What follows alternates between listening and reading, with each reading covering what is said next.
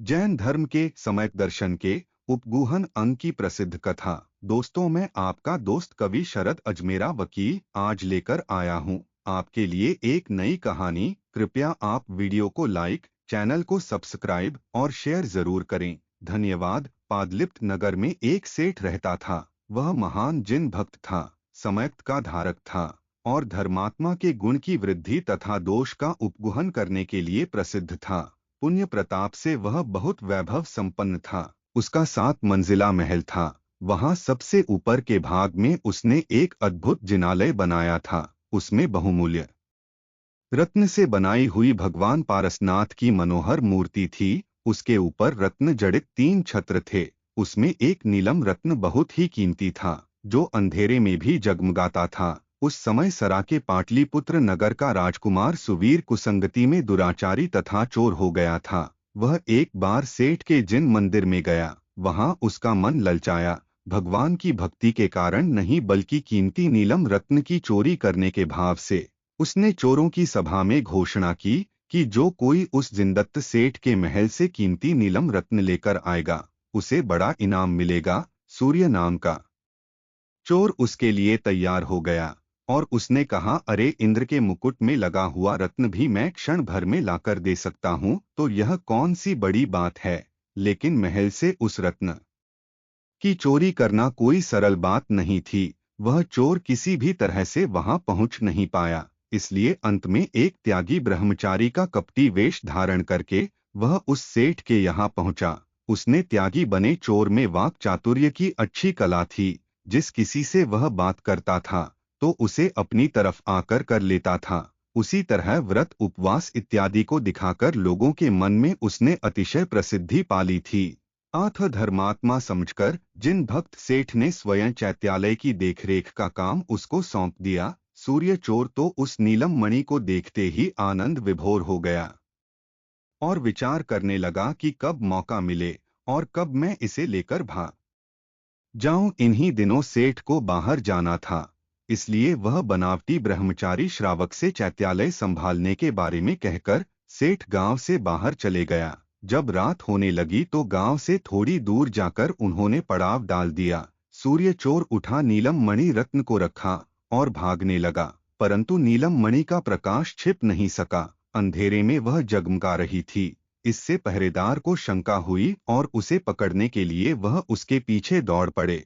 अरे, मंदिर के नीलमणि की चोरी करके चोर भाग रहा है, पकड़ो पकड़ो पकड़ो। चारों तरफ इस तरह का सिपाही ने हल्ला मचाया। इधर सूर्य चोर को भागने का कोई रास्ता नहीं मिल रहा था, तो वह जहां जिन भक्त सेठ का पड़ाव था वहीं पर घुस गया और चोर चोर चिल्लाते हुए पकड़ने के लिए पीछे पीछे सिपाही आ गए। सेठ सब कुछ समझ गया। अरे, यह भाई साहब तो चोर हैं, त्यागी नहीं हैं, लेकिन त्यागी के रूप में प्रसिद्ध हो गए थे। ऐसा लोगों में प्रसिद्ध हुआ तो लोग सच्चे धर्म के और सच्चे धर्मा आत्माओं की निंदा करने से नहीं चुकेंगे।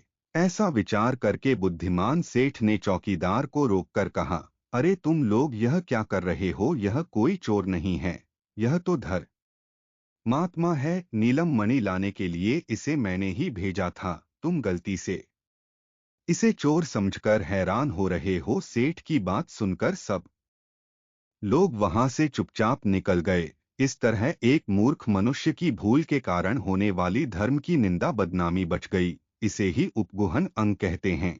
जैसे एक मेंढक के दूषित होने पर समुद्र गंदा नहीं होता है, उसी प्रकार से कोई असमर्थ निर्बल मनुष्य के द्वारा छोटी सी भूल हो जाने पर पवित्र जैन धर्म भ्रष्ट नहीं हो सकता है। इसी तरह माता इच्छा करती है कि मेरा पुत्र उत्तम गुणवान हो, अतः वह पुत्र में कोई छोटा बड़ा दोष देखकर उसे प्रसिद्ध नहीं करती है, परंतु ऐसा उपाय करती है कि उसके गुण की वृद्धि हो जाए। इस प्रकार धर्मात्मा भी धर्म में कोई अपवाद ना हो ऐसा कार्य नहीं करते हैं, परंतु धर्म की प्रभाव ना हो वही करते हैं। यदि कभी किसी गुणवान धर्मात्मा में कालाचित दोष आ जाए तो उसे गुण करके उसके गुण को मुख्य करते हैं और एकांत में उसे बुलाकर उसे प्रेम से समझाते हैं, जिससे उसका दोष दूर हो जाए। और उसी प्रकार से सेठ ने किया। सेठ के उत्तम व्यवहार से चोर बहुत प्रभावित हुआ और स्वयं के अपराध की क्षमा मांगते हुए उसने कहा, सेठ जी, आपने ही मुझे बचाया है। आप जैन धर्म के सच्चे भक्त हो। लोगों के समक्ष आपने मुझे सज्जन धर्मात्मा कहकर पहचान कराई। अब मैं भी चोरी करना छोड़कर सच्चा धर्मात्मा बनने का प्रयत्न करूंगा। सच में जैन धर्म महान है, और आपके जैसे सिमक दृष्टि जीवों को ही यह शोभा देता है। इसका सेठ उसके उपगूहन धर्म से बहुत प्रभावना हुई। यह कहानी हमें सिखाती है कि साधर्मी में किसी तरह के दोष के कारण धर्म की निंदा ना हो।